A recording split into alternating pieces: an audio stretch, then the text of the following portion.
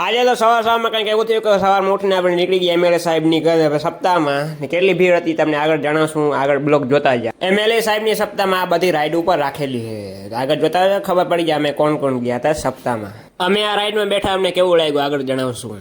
તો જય દ્વારકાધીશ મિત્રો, સ્વાગત છે અમારા એક નવા મિની બ્લોગમાં. ને આપણે આવી ગયા તો હોનેસ્ટે, પછી મામા આવી ગયા એટલે મામા ભેગા બેસીને આપણે વહી ગયા એમએલએ સાહેબની સપ્તાહમાં. એમએલએ સાહેબ એટલે પબુભા વિરમભા માણેક, એની સપ્તાહ છે દ્વારકામાં. પછી આપણે થોડીક વાર સેવક બની ગયા એટલે આપણે થોડીક સેવા કરી.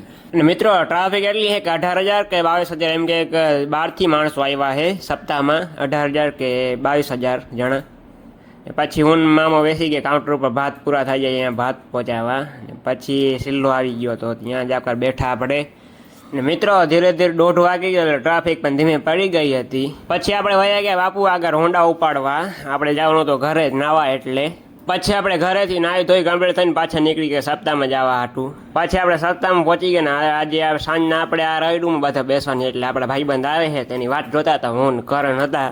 ને આ બધી રાઈડું છે મિત્રો, અહીંયા ચેક કરો તમે કેવી કેવી રાઈડું છે.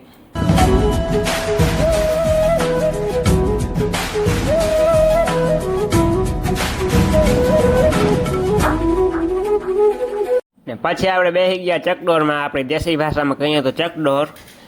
પછી હું જ્યાં ભૂખ લાગી એટલે આપણે બધા વયા ગયા નાસ્તો કરવા. નાસ્તો બાસ્તો કરીને પછી આપણે બેસી ગયા હોડકામાં, દેશી ભાષામાં કહીએ તો હોડકો. પછી એમને ચકડોરમાં મજા આવી એટલે પાછા બીજી વાર આપણે બેસી ગયા. અને આપણા બે ભાઈબંધ હજી ઉતરવાની એની વાર હતી એટલે આપણે એની વાત જોતા હતા ઊભા ઊભા. ફાઇનલી એને ઉતરવાનો આરો આવી ગયો એટલે એ ઉતરી ગયા. પછી અમે બધા વયા ગયા પ્રસાદી લેવા. અને મારી ભેગા કોણ કોણ છે ઓળખો તો ભલે, અને કાં શિવ શિવ. પ્રસાદી લઈને પાછા આપણે વળી ગયા પાછા. અને પાછા આ વ્યૂ ચેક કરો, આ બધું અહીંયા રાખેલ છે બધું સપ્તાહમાં.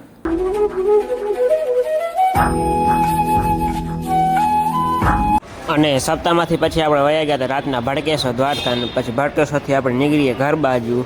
તો મળીએ એક નવા મિની બ્લોગમાં. જય દ્વારકાધીશ ને શિવ શિવ.